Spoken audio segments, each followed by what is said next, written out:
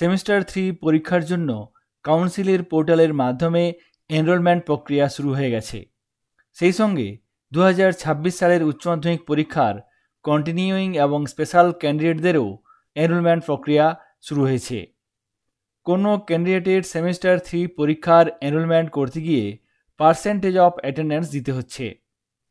কোনো ছাত্রছাত্রীর অ্যাটেন্ডেন্স কম থাকলে কি হবে, এনরোলমেন্ট হবে কিনা, হলে কত টাকা ফাইন লাগতে পারে, সে বিষয়ে আজকে লাইভ পোর্টালে আপনাদের সঙ্গে শেয়ার করব। এখানে আমি কাউন্সিলের পোর্টাল ওপেন করে নিয়েছি। এরপর এখানে ইনস্টিটিউশনস লগ ইন অপশানে ক্লিক করে নির্দিষ্ট user ID, password, captcha code ব্যবহার করে লগ ইন করে নেব। এখানে আমি কাউন্সিলের পোর্টালে চলে এসেছি। সেমিস্টার 3 এনরোলমেন্ট করার জন্য এখানে বাঁ দিকে যে অপশানসগুলি আছে তার মধ্যে থেকে ফর্মস অপশানে ক্লিক করতে হবে। তারপর এখান থেকে স্কুল অ্যাপ্লিকেশন এবং তারপর এখানে দেখুন দুটি অপশান আছে, একটি আছে এনরোলমেন্ট ফর্ম রেগুলার এবং এনরোলমেন্ট পেমেন্ট রেগুলার। এক্ষেত্রে এনরোলমেন্ট ফর্ম ফিল আপ করার জন্য এখানে এনরোলমেন্ট ফর্ম রেগুলার এই অপশানটিতে ক্লিক করতে হবে। তাহলে সঙ্গে সঙ্গে এখানে এই পেজটি চলে আসবে। এই পেজে এখানে প্রথমে আছে সেশন, এখান থেকে 2025-26 সিলেক্ট করে নিতে হবে। তারপর ডান দিকে আছে সেমিস্টার, এক্ষেত্রে সেমিস্টার 3 সিলেক্ট করতে হবে এবং ডান দিকে সার্চ অপশানে ক্লিক করতে হবে। এক্ষেত্রে এখানে যে সমস্ত ক্যান্ডিডেটের নাম আসছে এক্ষেত্রে সেই সমস্ত ক্যান্ডিডেটদের এনরোলমেন্ট ফর্ম ফিল আপ হয়ে গেছে, অর্থাৎ এখানে দেখুন ফর্ম স্ট্যাটাস সাবমিটেড। এখানে কোনো একজন ক্যান্ডিডেট, সেই ক্যান্ডিডেটের পার্সেন্টেজ অফ অ্যাটেন্ডেন্স কত দেওয়া হয়েছে আমি আপনাদের সঙ্গে শেয়ার করব। এখানে বাঁ দিকে এডিট অপশানে ক্লিক করব, সঙ্গে সঙ্গে সেই নির্দিষ্ট ক্যান্ডিডেটের ফর্মটি চলে আসবে। এরপর নিচের দিকে চলে আসব। এখানে দেখুন percentage of attendance in class 12, এক্ষেত্রে আমি 60% দিয়েছি। সেমিস্টার 3 এনরোলমেন্ট করার জন্য কোনো ক্যান্ডিডেটের অবশ্যই 70% অ্যাটেন্ডেন্স থাকতে হবে। ক্লাস 12-এ 70% অ্যাটেন্ডেন্স থাকতে হবে, কিন্তু এখানে 60% অ্যাটেন্ডেন্স দেওয়া হয়েছে। সেক্ষেত্রে এই এনরোলমেন্ট ফর্ম জমা হবে কিনা, হলে কি ফাইন লাগবে, ফাইন লাগলে কত টাকা ফাইন লাগবে, সেটি আমরা পেমেন্ট অপশানে গিয়ে দেখে নেব। এখানে আমরা এই ক্যান্ডিডেটের অ্যাটেন্ডেন্স 60% দিয়েছি। এরপর এটিকে আমরা সেভ করে নেব।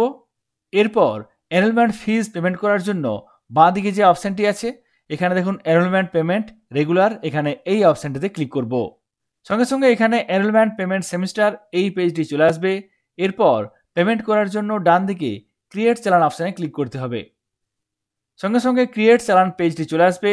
এখানে দেখুন HOI সিগনেচার, এক্ষেত্রে এখানে HOI সিগনেচার থাকবে। যদি না থাকে সেক্ষেত্রে আপনাকে HOI এর সিগনেচার স্ক্যান করে নিয়ে 50 কেবির মধ্যে জেপিজি, জেপিইজি বা পিএনজি ফাইল বানিয়ে আপলোড করতে হবে। তারপর এখানে ক্যান্ডিডেটদের পেমেন্ট করার জন্য ডান দিকে গেট স্টুডেন্ট লিস্ট এই অপশানটিতে ক্লিক করতে হবে। এখানে কোনো স্টুডেন্ট নেই, কিন্তু এনরোলমেন্ট ফর্ম ফিল আপ করা হয়েছে। সেক্ষেত্রে এখানে স্টুডেন্টসদের লিস্ট পাওয়ার জন্য এখানে ডান দিকে যে হলুদ রঙের গেট স্টুডেন্ট লিস্ট এই অপশানটি আছে, এখানে এই অপশানটিতে ক্লিক করতে হবে। এই অপশানটিতে ক্লিক করব। সঙ্গে সঙ্গে এখানে যতজন ক্যান্ডিডেটের এনরোলমেন্ট ফর্ম ফিল আপ হয়েছে তাদের নাম এখানে চলে আসবে। এখানে দেখুন প্রথম ক্যান্ডিডেট, আমি একটি ক্যান্ডিডেটের অ্যাটেন্ডেন্স এখানে 60% দিয়েছিলাম। এখানে দেখুন সেই ক্যান্ডিডেটের এখানে দেখুন ক্যান্ডিডেটদের নাম চলে এসেছে, অর্থাৎ এই ক্যান্ডিডেটের পার্সেন্টেজ 60 থাকার জন্য এক্ষেত্রে শর্ট পার্সেন্টেজ দেখাচ্ছে, ইয়েস। তারপরে এখানে দেখুন পরবর্তী ক্যান্ডিডেটদের 71, 70, 70 আছে, এক্ষেত্রে শর্ট পার্সেন্টেজ নেই, এখানে নো লেখা আছে। সুতরাং 70% না থাকলে কোনো ক্যান্ডিডেটের অ্যাটেন্ডেন্সে এখানে শর্ট দেখাবে এবং এখানে দেখুন লাল রঙের ইয়েস আছে, শর্ট পার্সেন্টেজের যে কলামটি আছে সেক্ষেত্রে এখানে লাল রঙের ইয়েস লেখা আছে। এক্ষেত্রে এই শর্ট অ্যাটেন্ডেন্স আছে এই ক্যান্ডিডেটের এনরোলমেন্ট ফর্ম ফিল আপ হবে কিনা। এনরোলমেন্ট ফর্ম আমরা সাবমিট করেছি। এরপর পেমেন্ট অপশানে এসেছি। পেমেন্ট করার জন্য এখানে এই নির্দিষ্ট ক্যান্ডিডেটকে সিলেক্ট করব, এখানে সিলেক্ট করলাম। এরপর এখানে ক্রিয়েট চালান অপশানে ক্লিক করব। আর ইউ শিওর, এখানে ইয়েস, চালান ক্রিয়েটেড, ওকে। এখানে দেখুন এই চালান আমি ক্রিয়েট করলাম। অ্যাটেন্ডেন্স শর্ট থাকলে কত টাকা ফাইন লাগবে সেই বিষয়টি আপনাদের সঙ্গে লাইভ শেয়ার করব। আমি আগেই বলেছি 70% অ্যাটেন্ডেন্স না থাকলে সেক্ষেত্রে শর্ট পার্সেন্টেজ হবে এবং এক্ষেত্রে ফাইন লাগবে। এখানে দেখুন চালান ক্রিয়েট হয়ে গেছে। এক্ষেত্রে একজন ক্যান্ডিডেট যার পার্সেন্টেজ শর্ট আছে এক্ষেত্রে সেই ক্যান্ডিডেটে দেখুন ল্যাব বেসড এনরোলমেন্ট ফি লাগবে 155 টাকা। সেই সঙ্গে এখানে দেখুন শর্ট পার্সেন্টেজ থাকার জন্য একজন ক্যান্ডিডেট সেক্ষেত্রে 150 টাকা লাগবে। অর্থাৎ কোনো ক্যান্ডিডেটের যদি পার্সেন্টেজ শর্ট থাকে সেক্ষেত্রে 150 টাকা ফাইন দিতে হবে। অর্থাৎ কোনো ক্যান্ডিডেটের যদি পার্সেন্টেজ শর্ট থাকে সেক্ষেত্রে সেই ক্যান্ডিডেটকে 150 টাকা বাড়তি ফাইন দিতে হবে। অর্থাৎ এনরোলমেন্ট ফি যা লাগবে 190 টাকা, তার সঙ্গে 150 টাকা আরও বাড়তি লাগবে। 70% অ্যাটেন্ডেন্স না থাকার জন্য এই 150 টাকা ফাইন লাগবে। এক্ষেত্রে দেখুন টোটাল পেয়েবল অ্যামাউন্ট কত দেওয়া হয়েছে।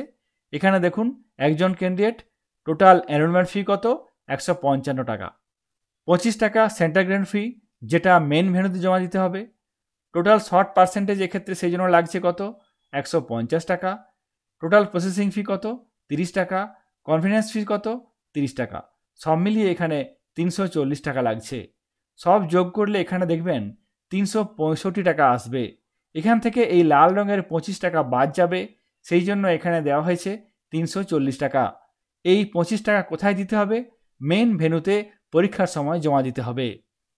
সুতরাং আমরা দেখতে পাচ্ছি পার্সেন্টেজ শর্ট অর্থাৎ 70%-এর কম অ্যাটেন্ডেন্স ক্লাস 12-এ থাকলে 150 টাকা ফাইন লাগবে।